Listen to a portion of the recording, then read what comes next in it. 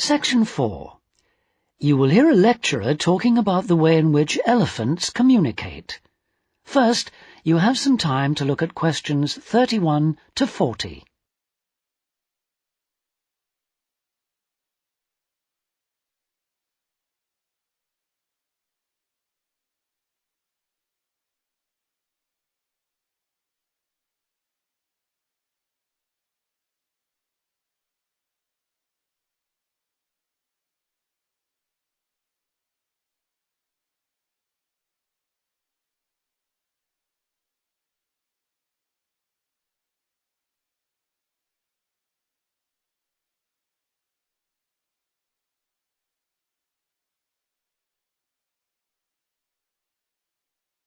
Now listen carefully and answer questions 31 to 40. In today's lecture, I'm going to continue the theme of animal communication, and I'm going to describe some of the latest research into the largest of all land animals, and that is the elephant, of course. Let me begin by briefly outlining the structure of elephant society. Elephants live in layered societies. The basic family unit is formed of small groups of adult females who are related to each other and their young of both sexes. Now the females remain in their families for life. They're highly social, but male elephants leave their families at about 14 years of age. They travel alone or congregate in small, loose groups with other males, occasionally joining a family on a temporary basis. When males are ready to mate, they wander widely, searching for receptive females.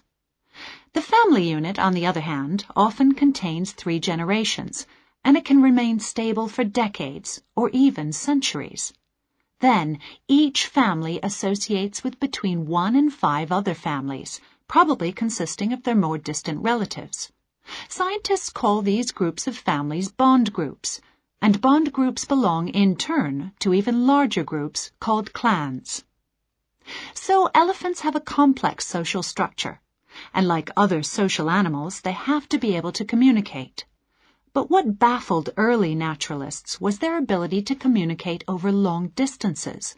So they set about researching this question. In one experiment, scientists fitted groups of elephants with radio tracking collars, and what they observed about their behavior really intrigued them, because they found that there was some sort of coordination between families. For example, 2 separate family groups might move in parallel to each other, miles apart, and then change directions simultaneously, either turning or moving towards each other. Now, elephants have a keen sense of smell, which they use whenever they can. But smell alone couldn't account for these synchronized movements, because the wind often carries odors in the wrong direction. So the scientists concluded that the elephants were using their hearing instead, and attention then turned to the nature of elephant calls. In another experiment, scientists from Cornell University in America went to Etosha National Park in Namibia, and they produced a recording of calls made by a female elephant to potential mates. Then they broadcast it, and they did this from a van which was parked more than half a mile from a waterhole where several bull elephants were drinking. And 2 of these looked up, spread their ears wide, and then crunched through the bush towards the loudspeakers. As you can imagine, the scientists may have been alarmed at this point, but the elephants marched straight on past them in their van in search of a female elephant. But the striking aspect of this experiment was that when they replayed their recording, neither the 2 scientists nor the rest of their team, who were filming from a nearby tower, could hear it. And that's because the sounds that they had replayed were below the lower threshold of human hearing. In scientific terminology, the sounds are infrasonic. Elephants can make these extremely low-pitched sounds because although they have a larynx or voice box that is similar to those of all other mammals, it's much larger. But what do the sounds mean? Scientists from Pittsburgh Zoo in the USA have classified certain infrasonic calls based on when these occur and how other elephants react to them. They found, for example, that when individual family members reunite after separation, they greet each other very enthusiastically, and the excitement increases with the length of time that they've been separated. They trumpet and scream and touch each other. They also use a greeting rumble. This starts at a low 18 hertz. Hertz is a measurement of sound pitch.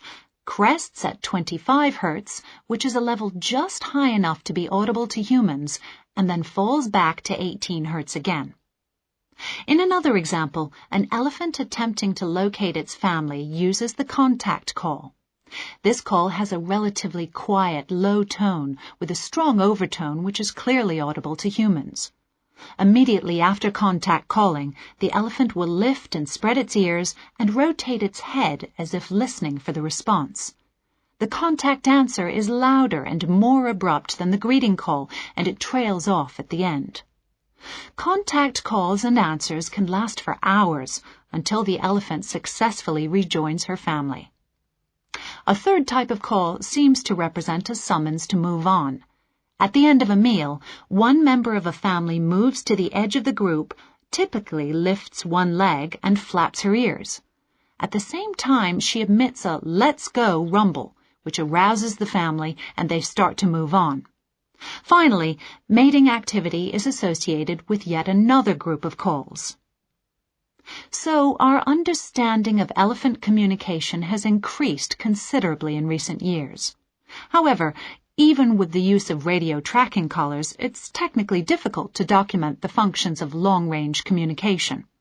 So although scientists are aware that elephants may know the whereabouts and possibly the activities of other elephants that are several miles away, there may be a lot of subtle long-range interactions which are still not evident. That is the end of section 4. You now have half a minute to check your answers.